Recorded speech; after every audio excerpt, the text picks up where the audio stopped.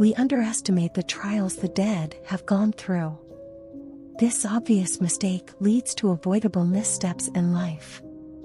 It is still all too common. When my grandfather passed away, I inherited a house in the mountains. The view was breathtaking. It had a sweeping vista of infinite pine trees. The place was nowhere near as large as the properties surrounding it. It was a summer home for him and my grandma. The interior of it contained many of his items. This included tobacco pipes, cabinets of obscure teas, and cupboards of whiskey bottles. One Saturday evening, I went through the attic and found a dozen stacks of boxes.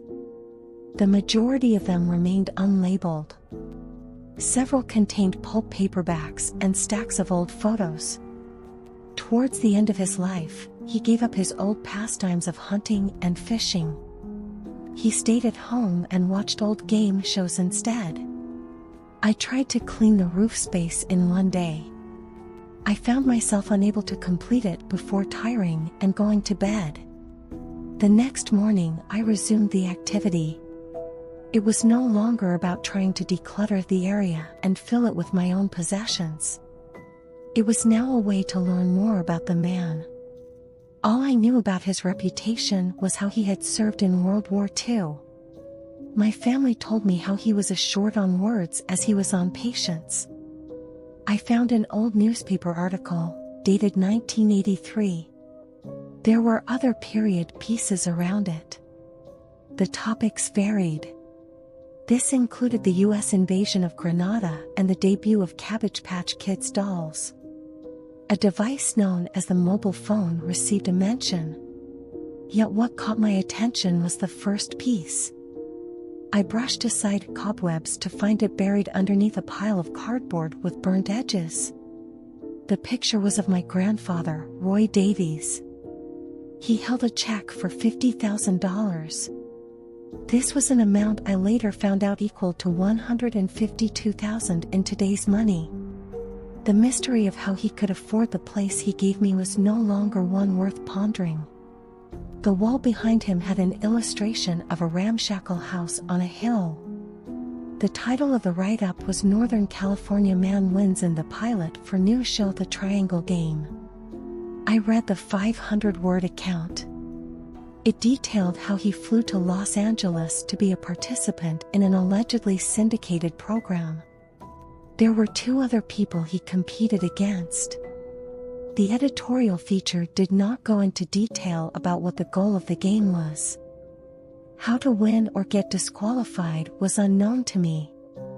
Still, my grandfather walked out a much richer man before he flew back home. It did mention the couple he played against, a man called James Grover and a woman named Daisy Francis.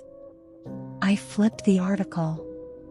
I found were words written in orange ink with a marker on the back, CC envelope exit. I searched online for the triangle game. I found variations on the pastime I Spy First. Players would spot triangular items in their immediate vicinity.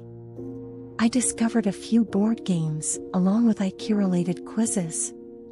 No information was available about a television broadcast. It took almost a month of research to find where James Grover lived. I managed to find his house by paying for a background checking website. He had gotten a criminal charge for running a red light in front of a cop. Otherwise, his record was clean. That single infraction allowed me to find him since it put him in that specific database. I stood outside his red brick house in a suburb. It was a Wednesday afternoon in a neighborhood located in an upscale part of Illinois. Frost caked the lawns near the heated sidewalk I stood on. I imagined the place to be serene in the summertime, even if it was a vacant-seeming region now. A stretch of abodes stood before me without their lights on. Nervousness coursed through me. The idea of having traveled all this way for the information to be wrong made me anxious. I walked along the concrete pathway towards his front door. I stepped on a creaky porch. I set aside my awareness of the likely pending disappointment and knocked. A shuffling of feet was on the other side of the entrance, as well as a remote control clicked as the volume of a television blaring a news report got turned down. He answered. The man fit the correct age range I calculated he would fall into. He wore a flannel jacket and slacks. He had on a blue pair of slippers. His gray mustache bristled as he saw me. James Grover? I asked. If you're trying to sell me something, I'm not interested. I'm very sorry to bother you, sir, and I promise I won't take up much of your time. I'm here to ask if you would be willing to let me ask you a few questions about something you might know about. See, I make documentaries for a living, and I have concluded that you might be able to help me. I could not take a good photograph when asked, but it was a stringent falsehood I conveyed well in a moment. In reality, I was a podcaster. The term documentarian, though not as modern, seemed more legitimate, especially to an older gentleman. All right, he said after a moment's hesitation. What are you making a movie on? Also, where's your film crew? I gleaned that you were the type to prefer remaining anonymous. The conversation's recorded. This will be with your consent, of course. The subject I want to discuss with you involves the triangle game. Grover took a few steps away from the threshold and broke eye contact with me as his lips pursed. His eyes wandered over to the corner of his living room, and he brought his gaze back to mine. Why do you want to know about that? Because I can't find anything about it anywhere, I said. I've even been to the National Archives of Game Show History in search of it. It's as though it never existed. I know it did because I found this article. As I brandished the piece of writing to him, his eyes bulged as he focused and scanned the text. Ah, he said as he took in a deep inhalation, I remember that man. Tell you what, come on in. Would you like some coffee? I took a seat in one of his recliners as I asked him a few generic questions about his life. James spent a considerable time of his youth in North Lawndale, one of the rougher places in Chicago. He escaped his impoverished upbringing by pursuing a career as an inventory clerk. He worked his way up to management in a warehousing company. I beat the odds in a big way, he said as he folded his hands and sat across from me. So, what can you tell me about your experience on set that day? Do you know about anything that happened post-production?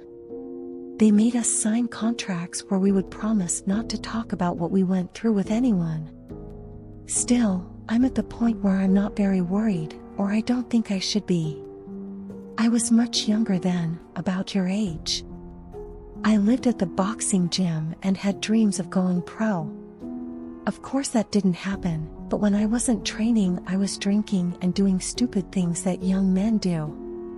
Bar brawls I didn't deserve to get away with, but somehow did. My mother watched a lot of game shows. Without my knowledge, she submitted my name for consideration to become a contestant.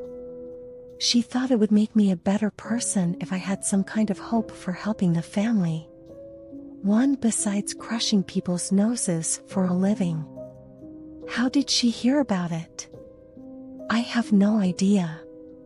I wish I asked her. How did you find out you were going to go on? Back then, everything was a phone call, so that's what we got.